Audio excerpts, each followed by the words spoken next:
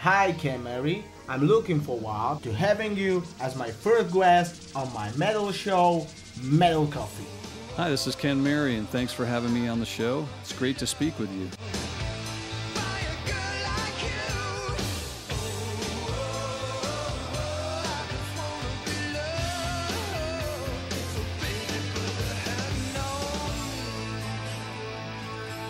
I was wondering if you joined the House of Lords band the beginning of '87 or later. How did you get into the band? On whose recommendation?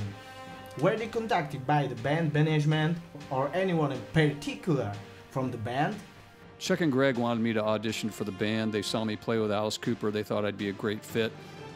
So they asked me if I'd like to come down and audition, and I did, and I ended up doing a good job, and there were some other notable drummers. Matt Sorum also auditioned, so I was pretty happy to get the gig. I knew Gene Simmons was involved, and we all really expected this to be a pretty huge band.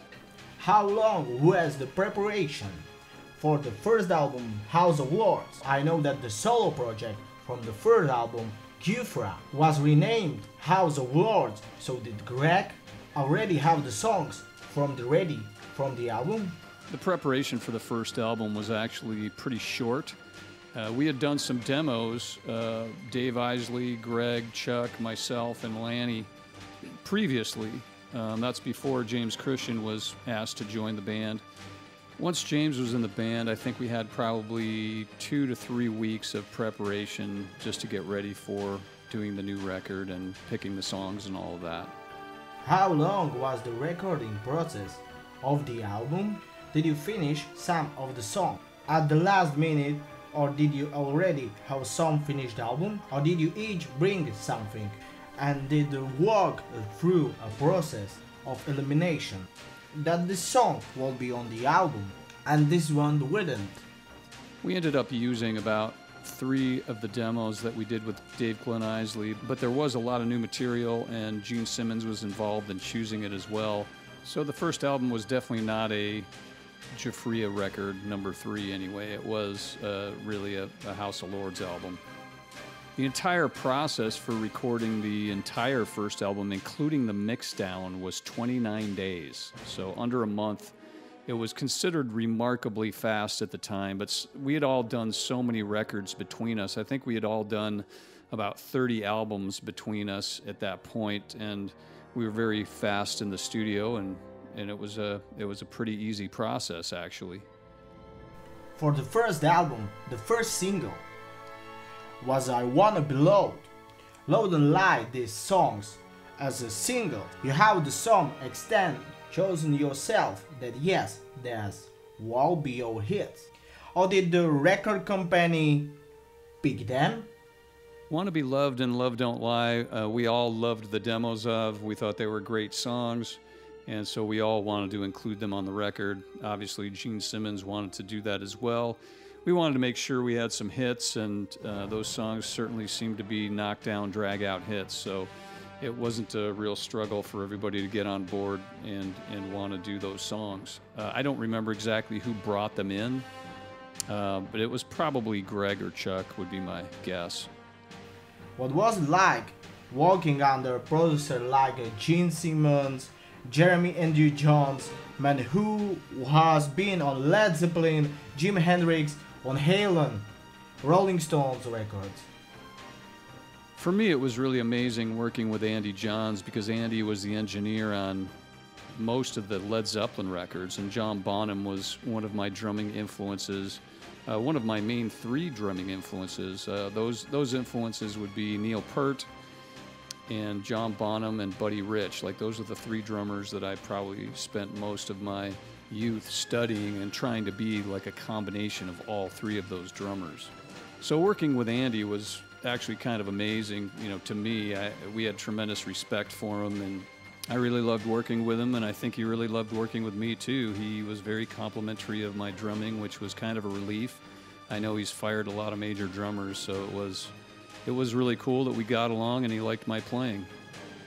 At one point on the second record, he grabbed me in a headlock and and he just was real adamant, and he just said, "You and Bonham, man, you and Bonham," you know. So he's mentioning me in the same breath as one of my heroes, and he's the guy that recorded him, so it was a huge compliment. Working with Gene Simmons was pretty amazing for me as well, just because Kiss was the first concert I ever saw. And when I was a kid, you know, I was a huge Kiss fan. I had, you know, almost all their records and went to see their shows. And so, you know, being a huge Kiss fan, it was really an honor to work with Gene as well. And I enjoyed working with Gene. I thought he was a great guy, you know, basically very honest businessman. And I have nothing bad to say about Gene at all. I think he was great to work with, and I think he really did his best to make House of Lords successful.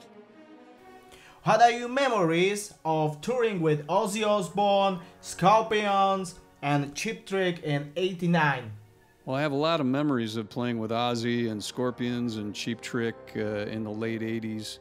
I could literally go on for hours about just this question, but I guess to keep it short, I'll just say I was very impressed with Scorpions as far as being professionals and super nice guys. They welcomed us to the tour. They sent a big vat of champagne to our dressing room, and they were like completely unthreatened by any of their opening bands. They were just like, yeah, use whatever you want, lighting wise and PA wise. They were super to work with and a great band to tour with. Same with Cheap Trick. We were managed by the same company, and they were super guys, a lot of fun to be around, and it was a great time, a great era.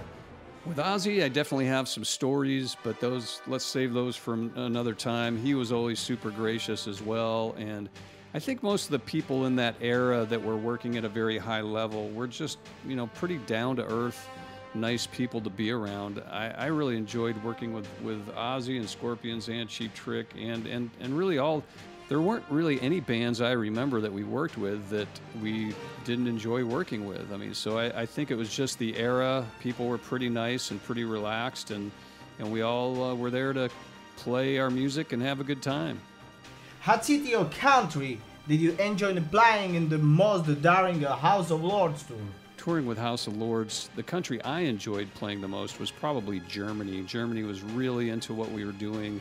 The fans were just crazy off the hook, and it was a lot of fun touring Germany and really all of Europe. I think we probably had a bigger impact in Europe maybe than we did in the United States. We did have a decent impact in the United States, but I think our European fans were super supportive and super into what we were doing. So I would say probably the fans in Europe, you know, that was the best place for us and the place we enjoyed touring the most.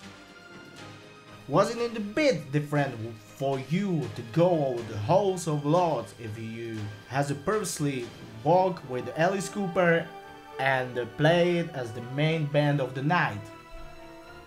Yeah, it was a little bit different being in House of Lords because obviously when you're headlining with Alice Cooper, you know, you're the main band and everybody is opening for you. You know, we had Motorhead open for us, we had Tesla open for us, we had Megadeth open for us. You know, there were so many opening bands that we had, and people that I've met that are lifelong friends from that tour and from that era. So it was a great time. But yeah, touring with House of Lords was different because we were really starting from ground zero and trying to break a brand new band. And, you know, we did have help, you know, from people like Andy Johns and Gene Simmons and RCA. But it's still an uphill climb, and you still have to make your own way. So yeah, it was a little different. I mean, it was definitely, you know, instead of being the headliner, a lot of times we were opening for other bands, and sometimes we were headlining on our own as well.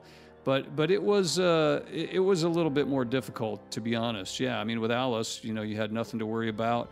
You didn't have to worry about really anything. I mean, everything was taken care of, and with House of Lords, you know, we were always concerned about chart position. How's the single doing? How's the record doing? How's the tour doing? You know, what's happening financially? So, yeah, it was a lot more stress being in your own band. And in hindsight, I'm not sure I really enjoyed it all that much.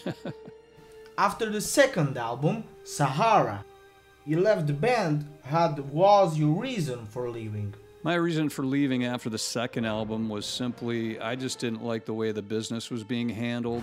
There were some interesting things going on, and I was not a big fan of what was happening financially. And, you know, apparently there were problems with some of the companies we were with. They actually had problems with other artists too later on that they apparently had been taking money from. And, you know, it was just one of those situations where I was not happy business-wise what was going on, and I decided to leave. And I think it was a good decision. And to be honest with you, you know, Demons Down's a record that didn't do as well as the previous albums, and I think I probably exited at the right time for me. So I look back and I think that was really, for me, that was the right move at that time. What is your favorite songs from House of Lords' first album? I think for me, the favorite song is really, it's kind of a tough one to call. I like so many songs off that record. It's a great album, and certainly, you know, the songs have held up over time. There's so many great ones, but from, I think, the drumming perspective, I think probably Slip of the Tongue is one of my favorites. It was one of my favorites to play, and I really got a chance to cut loose and put some chops in that song. At the time, that was kind of startling, because back in the 80s, producers were always telling you to keep it simple. You know, don't put too many fills in and keep it real basic. And that song, you know, Andy and, you know, the band just pretty much let me do what I wanted to do. And so that was a lot of fun. They pretty much let me do that on all the records, to be honest with you. I think the second album, the same thing. I had the opportunity to kind of do what I wanted to do. And actually, on the second album, I think we were a little bit more of a band. We had toured together. We were seasoned touring. And so my favorite album is actually the second album. I like it better than the first album. I think it's a little bit more of a real band at that point, and I did like the songs a little bit better on the second album as well. But the first album is a great album. And again, if I had to pick one, I'd probably go with Slip of the Tongue just for the drums. Ken, thank you for the interview. Lots of great albums and good health. Bye. Thanks so much for having me on the show. And to all the fans out there, I just want to thank you for supporting me in all the different music that I've been producing over the last 30-some years. And really, really appreciate your support, because without the fans, we wouldn't be doing any of this. So again, thanks for having me on the show, and we'll talk to you soon. Thank you for watching my new video series Metal Coffee from Ken Mary. You can leave a like or subscribe. See you again soon.